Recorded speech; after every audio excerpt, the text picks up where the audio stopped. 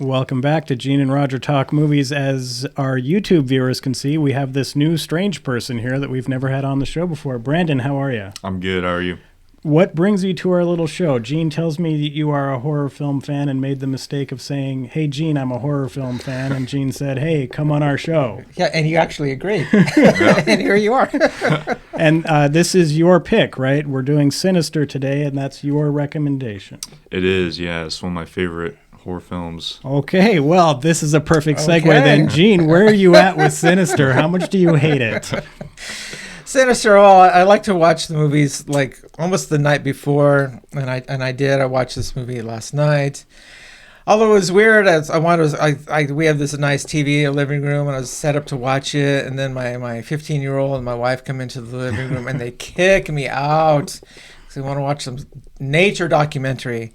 And so then I had to watch the show on my iPad in our bedroom. It's like, it's so the injustice. But just right to the chase, I really like this movie. I'm an Ethan Hawke fan for sure. But this movie, I like movies. I really feel horror's got to do two things. Some alteration of the human form, and there's a ton of that happening in this movie. And I like also movies that just make you feel a little uncomfortable, and this movie has that aspect. I wish they got a little bit more, which I think they could have, but this movie does it. And I like movies that they just don't mess around. This movie's to like Roger's wheelhouse because it's got a short runtime. And the very first opening scenes, they're boom, this instant horror right there. It's disturbing right off from the get-go, right from the very end. And it's good. It's good. Made by Blumhouse Productions, who are one of our favorite, I would say, movie producers. Yeah, I did some little research. They own the Paranormal franchise, Insidious, the Purge franchise, Roger's favorite, Megan. They did that. Not my favorite, but it's a good movie. But they did Get Out as well. And also, non-horror, they produced Whiplash, two of my favorite movies of all time. So go Blumhouse. And also, this movie's inspired me to, I've started this script for my own horror movie. Because this movie had a $3 million budget, and it made $87 million. Mm-hmm. Right? The return on investment's, again, gargantuan. So, yeah, I got to finish that screenplay. But back to this movie, again, I really like it. It gets into true crime, and which is always kind of a creepy genre, which is a real thing. Yeah, true crime. But, yeah, this movie's got some good stuff going on.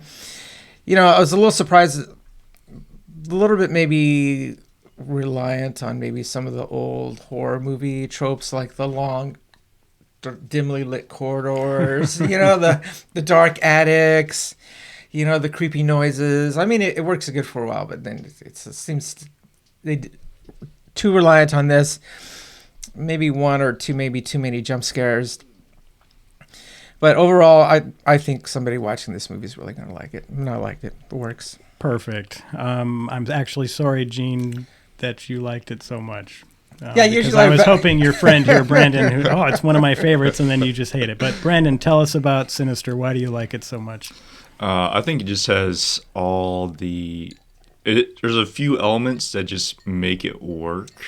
I think especially with like supernatural elements, and like sort of like, there's a scary sort of entity or person that's like the main focus, and then they kind of reveal what it is. It kind of loses its scary factor, and I feel like it didn't really do that too much. You found out the twist, and it was still scary. It was still like kind of out of reach of the audience. Like, it wasn't tangible. You couldn't necessarily defeat it like physically, I guess. So it was like, it's still scary. It's still, untouchable, I guess. Okay. So. Yeah, I do like what you said there about how you can't defeat it, because they certainly didn't. They lose. Right? They lost, there is no final girl in this show. well, there is. Kind of. But yeah, I really like this movie as well, and I kind of figured Gene would really like it because, Gene, as you've mentioned before, how you like movies where they're like exploring and trying to figure stuff out. And that was the Ethan Hawke character to a T, as the true crime writer. But I was this was probably about the 5th time I've seen this movie, and I was a little disappointed thinking about it a little bit, where the big reveals that occur really ends up being that dopey little sheriff sidekick guy is the one that actually figured more out than Ethan Hawke did. Exactly. And so I thought it was interesting there at the end, because at one point they do what you assume is the smart thing. Hey, this house is haunted. We're getting out of here. Yeah, haunted as in like dangerous. Right. And then it turns out that was actually a giant mistake to leave the house.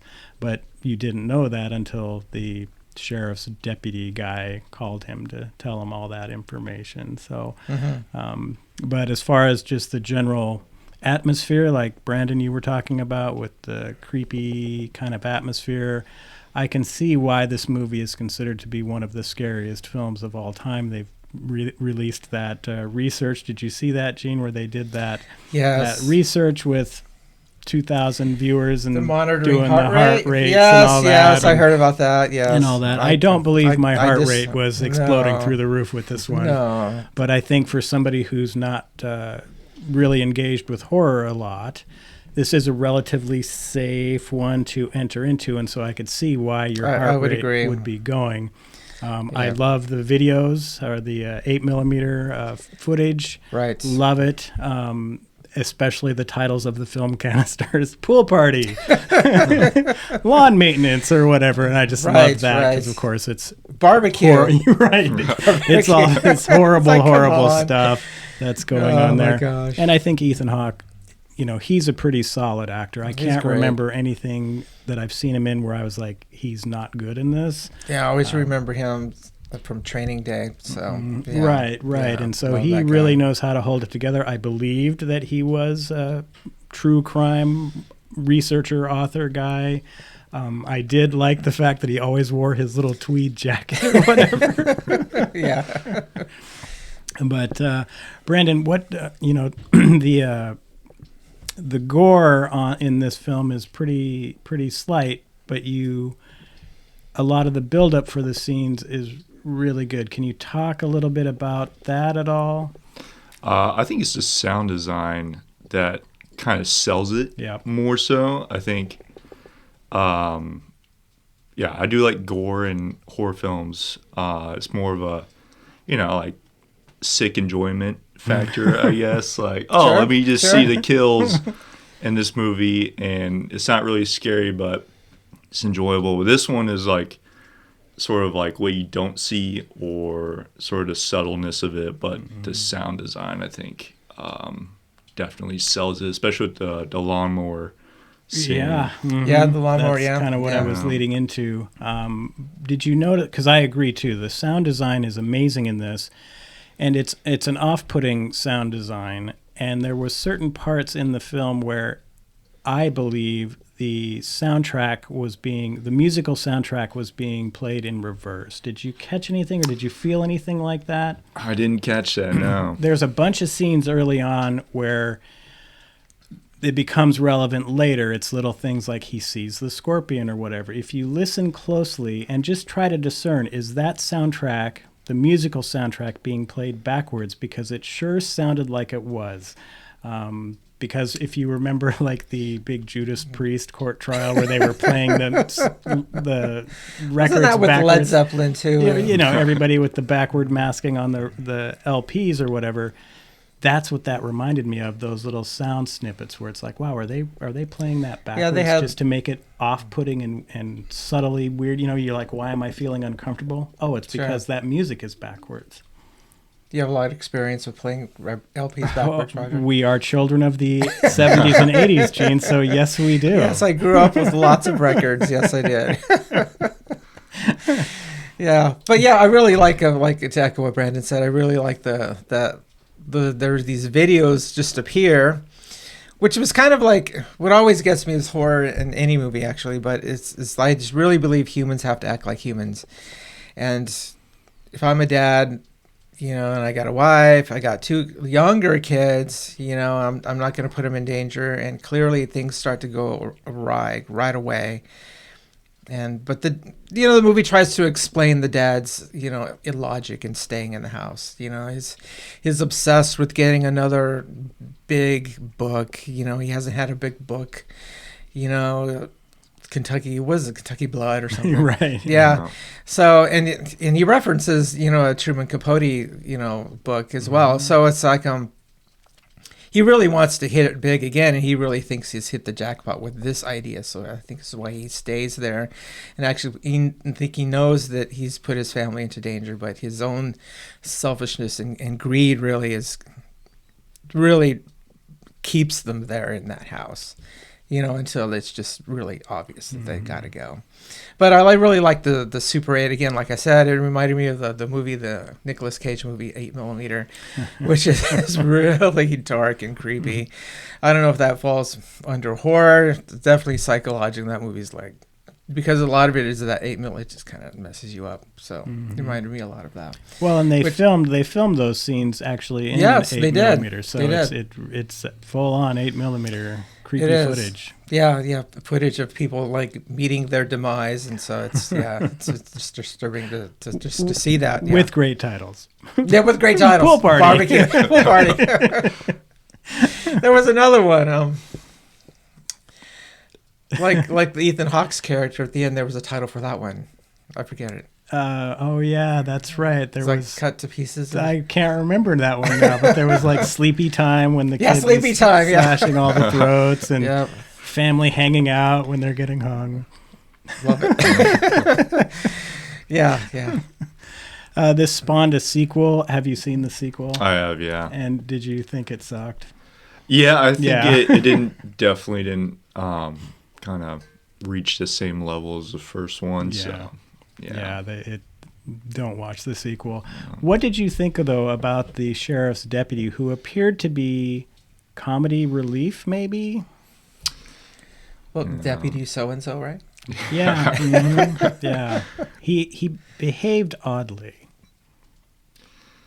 Yeah, I think he was just some sort of naive kind of fella, who was a big fan. At the beginning they set him up as a big fan because he's got the Kentucky Blood book and he wants to get him to sign it and all this. But his behavior struck me as, and I don't know if you've seen Cabin Fever, but there was that deputy in there who was just also kind of acting like an idiot. And so I don't know, that character can be off-putting, I think, for some viewers. I thought the character was actually okay because he's just a deputy, some guy just out of college. But he said he had a college degree, and so in criminology, right? So he's got some background knowledge, and he knows of this author and is kind of awed by this author. And he tells him straight up, and I like this movie because it just kind of explains some things that kind of help you get through the characters acting weirdly, and this deputy so-and-so, he says to Ethan Hawke, his character, is that, hey, it's in books, there's often, there's that line where it says thank you to, right. It says, if I could really help you and maybe you could throw me in there, and so, and then Ethan Hawke really takes him up on that because clearly he has access to information, crime databases that he would not have access to. So to his credit, he avails himself, and the deputy, when the sheriff is away, he throws that line in a few times. The sheriff, I got to mention, is Fred Thompson. Right. So you got to like Fred Thompson. So I don't know. I didn't have any problems with that character. But I just thought he was overly ambitious guy who's just trying to, get into a book. I don't know. I look at that character kind of as comedy relief because there's that whole dialogue exchange between Ethan Hawke and him about the noises up in the attic.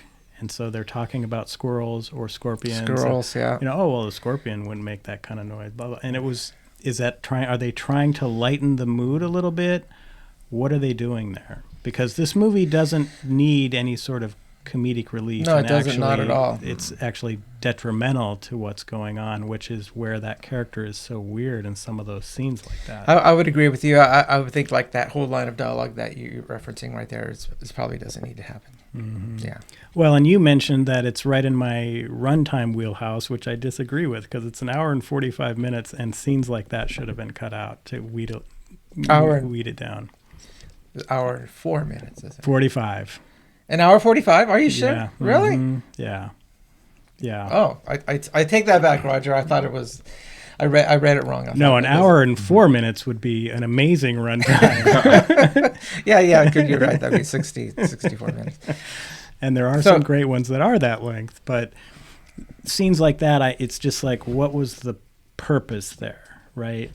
And it could have been excised and tightened that up a little bit and focused more on the fear factor that's going on there, because this movie does a lot of really cool things. Like there's noises that happen and Ethan Hawke is exploring it. And unlike maybe some more friendly horror movies, you know, it's creepy stuff when he's wandering around in there, and they've set it up right. Like Gene mentioned, and that the use of the light in the dark, actually, they do it a lot, but it's effective. Well, and when you were talking about the very first scene in this movie is people getting hung on this, so they've set the tone right away that boom, this is right from not the beginning. Playing. Yeah, they're not playing around. And so having that character just do weird things, the sheriff's deputy, is kind of just unnecessary. Probably could have cut most of those things. Yeah, in a way, that one scene that we referred to could be cut. But my other thing with this movie would be that you get to the point, and like you said, Brandon, is that you realize that Ethan Hawke and his family, they're condemned. They're not going to get out of this. But I wish there was, in his intelligence or his ambition, he had found a way to fight this thing, and maybe he was on the right road to defeating it. But the movie never really it starts to go down that road, like it wants to go down that road, but it doesn't end up going that way. Right, because Vincent D'Onofrio is also in this for a very brief period of time as this college professor, because of course you always have to have the let's try to figure stuff out scene, like let's go to the library or let's do this. Yep. This one is, oh hey, this random college professor knows all about these weird pagan symbols, give him a call. Well, he was referred to by the right, deputy, the right? deputy, right? Yeah. So the deputy comes in handy. This small little town, of course, they always have the occult guy who knows everything, and so he's talking with them. So he's trying to learn from that guy. Is there anything you can do? Right? What if you burn the stuff? Because he burned the film footage, and of course it didn't do anything. So there's a little bit of that, but I definitely agree. I would have preferred more of the reveals occurring because of Ethan Hawke's actions rather than other people telling him what's happening. I really didn't like the phone call from the sheriff's deputy near the end where he's like, oh, you needed to stay in the house and all that. It should have been, like, even right there, Ethan Hawke could have figured it out himself, right? Where, I agree. I agree.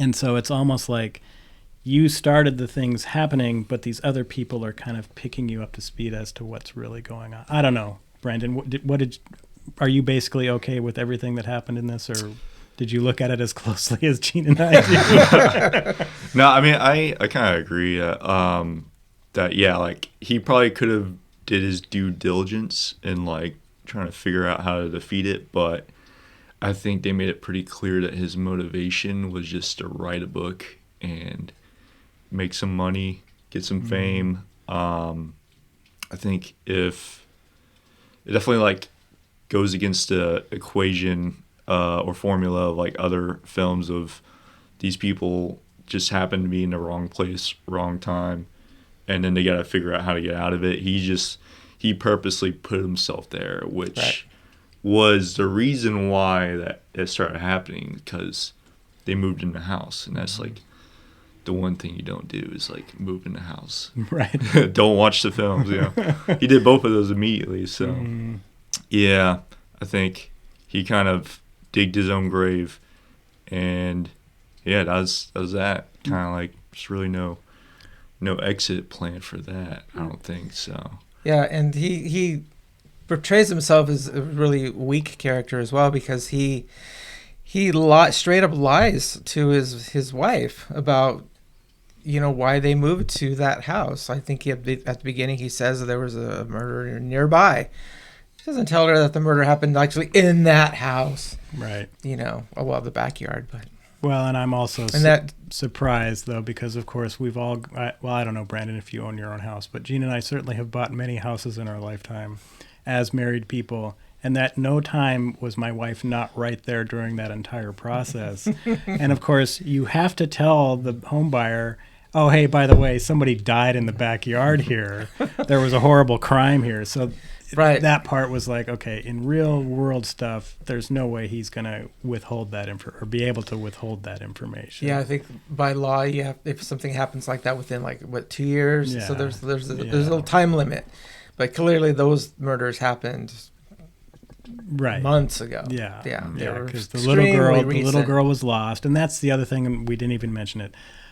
One of the other reasons I think this movie is really effective is it's all about the disappearance of small children. Yeah. And so that immediately is a hook right there where, wow, this whole family was killed except for the youngest child. And that's pretty creepy stuff. And he's trying to figure it out. So there's a lot of these little layers like that to this horror, too. Yeah. And I think generally it's like when bad things happen to kids, that's kind of a specific horror element right there. Mm-hmm. Yeah. Brandon, anything more to say about Sinister? No, I think it kind of itches all the little horror elements that, I usually have. Nice. And it does it pretty well. It does it effectively, but it's a simple film. I don't think it tries to be way more ambitious than it has to be in general. So, yeah, I just like it. I think it's just a nice, perfectly bow-wrapped film. And I think that's a good way to put it. It doesn't try to do anything more than it is. Right. And it's our whole goal here is to tell the story, to kind of creep you out, and it totally does that. Gene, final thoughts. Yeah, again, low budget, just $3 million. $3 million is like, even in 2011 when they made this thing, is like, that's hardly anything. Mm-hmm. Probably most of that went to Ethan Hawke's salary, So I like what you said. It's like, that they had an idea and they just rolled with their idea and throw it out there, and boom, there it is. Mm-hmm. So, but it's effective. It's good. It's got my horror elements. It's disturbing, to an extent. The parts where that your hair stands up a little bit. So yeah. It's entertaining. Yeah, and the lawnmower scene is the best one in the whole film. They do it really, really well. It's a really well-constructed sequence of events there. I was thinking, though, I've seen so many movies where there are lawnmowers. Roger, you got it to remind me of what's the movie where they strap the lawnmower to the Dead chest? Alive. Dead Alive, but that's pure horror comedy. Yeah. So. Yeah, but I think 3 big recommendations for Sinister here. It's definitely a winner. Next week, our friend of the show, Scott Eggleston, will be back with us, and we will be talking about David Cronenberg's brand new movie, The Shrouds. Shrouds. Yeah. Okay. So we actually knew what we were doing next week coming into the show. So, Brandon, thank you so much for coming in. Thanks for coming. Appreciate you guys. Hope you had an enjoyable time, and if you have another idea for a film, tell it to Gene, and we'll have you back. Yeah. Thanks for the recommendation. Oftentimes, Roger recommends movies like House of 1,000 Corpses, and I end up hating them. We are trying. Bang my hand on we're the table. trying to build Gene's holistic understanding of horror films, and so he has seen a number of movies that he never would have seen in his entire lifetime, and some of them he has liked. So. Texas Chainsaw Massacre 2. Oh my Lord. I just got to sigh. Yeah. We'll get you there again. Anyway, thanks for tuning in. We'll catch you next week. Bye-bye. Bye. Bye.